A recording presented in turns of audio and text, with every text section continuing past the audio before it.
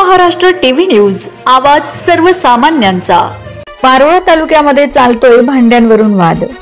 पारोळा येथे नागरिकांची गैरसोय होत आहे। सकाळी 6 वाजेपासून भांडे वाटपासाठी लोकांनी रांग लावली असून संध्याकाळपर्यंत साईट बंद असल्याचे सांगण्यात आले।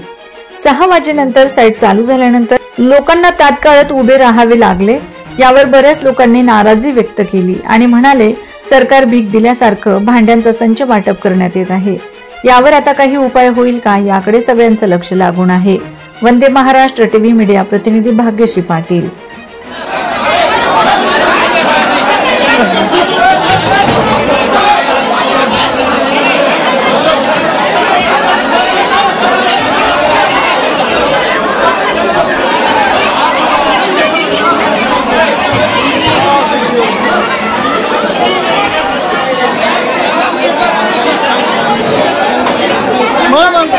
वंदे महाराष्ट्र टीव्ही न्यूज, आवाज सर्वसामान्यांचा। अशाच नवनवीन बातम्या पाहण्यासाठी आमच्या चॅनलला सबस्क्राइब करा, बेल आयकॉनला क्लिक करा।